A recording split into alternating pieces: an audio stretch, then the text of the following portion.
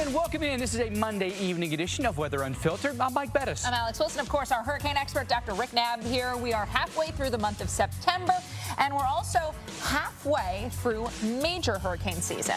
And we will explain what that really means. Yeah. The short version is don't write off the rest of the hurricane season, and the last several years have a number of object lessons for us. All right, you're going to have more on that coming up. We've also got something we're watching right now, this really pesky coastal low sitting off the coast of North Carolina. You know, you haven't had a hurricane landfall in North Carolina. And he is live tonight for us in Virginia Beach, Virginia. Chris, I know you're going to be like, no, it's really not that bad.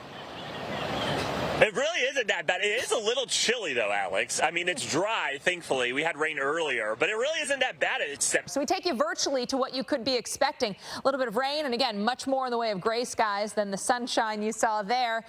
This is not necessarily even your wet part of the year. In fact, not even by a long shot. We look at your average rainfall per month for the city of Los Angeles. By the way, average yearly rain, just over 14 inches. We've seen almost that in Miami, like so far this month. Pretty wild. But January, February, March, and even December, those are our rainy months. When we look at the later part of the year, I should say the summer into the second half of the year, much less amounts coming. September on average only brings us about 14/100ths of an inch of rainfall. We are going to see rain this week. I don't think we're going to be seeing incredibly heavy rain, though. So that is one thing. It's not like we're going to be picking up inches and inches of rain to come. You can see in the virtual view, it's pretty light rain that will be falling here in Southern California. Wednesday, you still have the sunshine out there. It is going to be Thursday and Thursday night that we really start to see the showers take over. So morning showers on Thursday.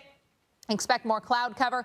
Also notice those showers are going to keep those temperatures in check. So 82 as good as it gets on Thursday, 69 into Thursday night with some showers. Thursday into Friday, there is that risk of flash flooding. It's the lowest end risk, but it is still a risk of flash flooding. We look at areas into Southern California, extreme Southern Nevada, but this does include around the Las Vegas area, and then west and southwest parts of Arizona.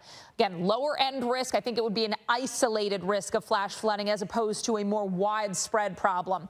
Drought monitor at last check, we had extreme drought across sections of Southern California for Los Angeles, San Diego, Vegas, severe drought. This is not going to bust your drought. However, it is going to help things. We've got some rain showers coming. Los Angeles so far this year, just over an 8-inch total of rainfall. That's over 2 1/4 inches below average, nearly 2 1/3 inches below average.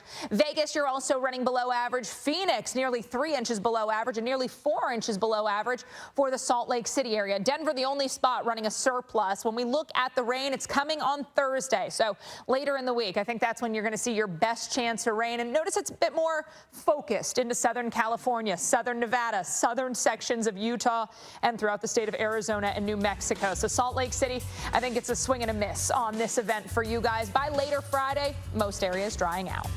Weather Unfiltered rolls on. Thanks for staying with us, everyone. I'm Mike Bettis. I'm Alex Wilson. Of course, our hurricane expert, Dr. Rick Knabb, in the house as well. And we're talking major hurricane halftime tonight. Yeah, I've got a stat that I think people will be surprised by. The short version is we have a long way to go in this hurricane season. If you look at past years, the second half in many ways has been worse, and I think the Atlantic really is about to wake up this time for real.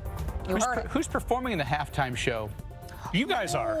You guys are the entertainment. Oh, good. Song and dance? I've always, she's got the look. That's what I got. That's part of my halftime performance tonight. See, we just did the halftime show. Done and done, just Now, like back that, to right? work. That guy is a pesky low that sits off the coast. It is causing some issues. North Carolina and into Virginia. Coastal overwash is going to be a problem for us. A lot of wind today, too. Absolutely. Coastal flood warnings, got the high rip current risk, and we've got some rainfall that's going to be on the increase. Absolutely. Our meteorologist, Chris Bruin, he is not to be bothered by pesky lows, so we sent him to Virginia Beach, Virginia, to hang out in it.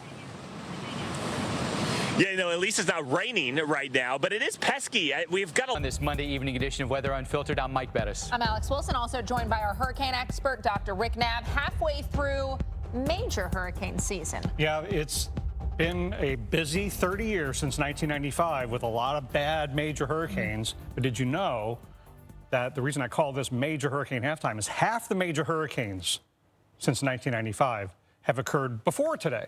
The other half have been after today. You think September 15th, aren't we kind of getting toward the end? No, we're only halfway through dealing with the worst of the hurricanes. So there's that. We're going to talk more about it a little bit later in the show, why we can't let our guard down. And you're also watching some stuff currently in the Atlantic. Yeah, and it's a pretty good chance we're going to have our next Picnic, by the way, the Delmarva up in New Jersey. Yeah, Not fun there either. And it's going to be really miserable once we add the heavy rain into the mix. That's what meteorologist Chris Bruin is talking about. Chris, you've said it's already chilly enough without the rain. We know it's coming. Oh, yeah, you mentioned no picnic. Yeah, I don't think there are going to be a lot of picnics, especially on Tuesday here. Not only some changes coming. In fact, let's take you to the virtual view and what we could expect. Light rain showers at times and a lot more cloud cover than what we've had out there today. So expect more gray time, less of that that sunlight that, gives you the energy. So we may be like doing extra coffees a little bit later in the week. Looking at our monthly averages when it comes to rainfall in downtown Los Angeles, January, February, March, and December, those are oftentimes our rainiest months. Not to say everything's limited to these areas, but that's our rainy season. On average, we don't see much during the summer months, but especially into the late summer, early fall. Look at August. 1/10 of an inch is usually all we see. September, little more than that. So these are really, really dry months before things start to perk back a little bit during the month of October. So rain coming this week is not going to be crazy heavy. I don't think we're looking at inches of rain by any means, but what we are looking at is at least some rain to come in what is normally one of our drier months. It's Thursday. That's going to be the day that brings the best chance of rain showers. I think we see some morning showers, also some showers later. Now we go from highs near 90 on Wednesday. Remember, it's been hot across sections of the West. San Francisco just had its hottest day of the year. By Thursday, we're in the low 80s with the rain showers and the cloud cover. So that'll knock our temperatures back down a bit as well. There is going to be the risk of flash flooding. It's the lowest end risk, but at least some isolated or localized flash flooding a possibility for parts of California, for parts of southwest Arizona. These are areas that have been dry. Now, this is not going to be busting your drought by any means, but it will be adding a little bit more moisture into the reserve, into the tank, right? Severe drought for Los Angeles, San Diego, also up towards Vegas. Areas in red, though, that's where we've got the extreme drought. So we're up there in categorization of drought. So this rain's going to be helpful, but again, it's not going to solve all the problems. Year to date, we've got Los Angeles running a little over 2 1/3 or 2.3 inches, almost 2 1/3 inches below average. Vegas nearly an inch below average, nearly 3 inches below average for the year in Phoenix. Salt Lake City over 3.5 inches below average. Now this rain event likely not going to make it there into parts of northern Utah. Denver, the only spot across the west of our selected cities that is running a surplus for the year.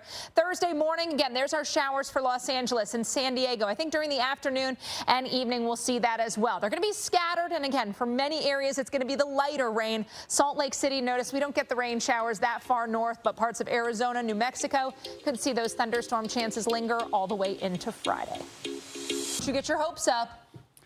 You're saying I'm wrong. Or no, it's just a different stat. I stat. can't be too excited. Yes. That stat goes back 100 years and to generate all that energy. However, the last 100 years haven't all been the same. The active era since 1995 has been particularly busy with a lot of major hurricanes. In that 30-year period, if you look at when the major hurricanes occurred within the hurricane season, half of them have occurred up to this date, September 15th.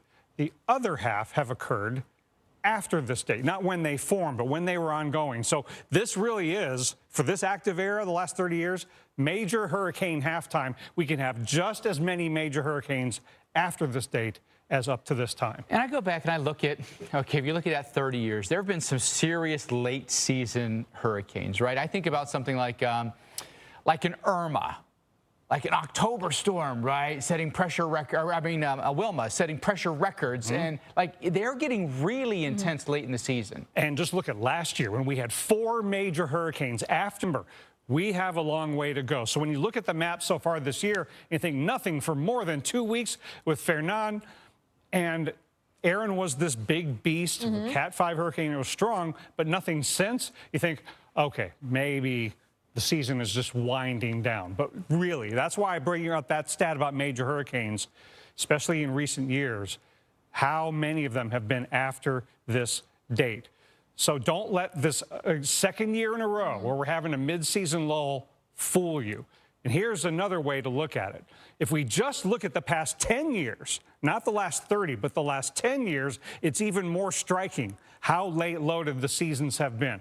These are all the major hurricanes after today's date in the last 10 years. And look at this stat. We've had 22 majors after September 15th, and comparatively, 15 major hurricanes up to this date.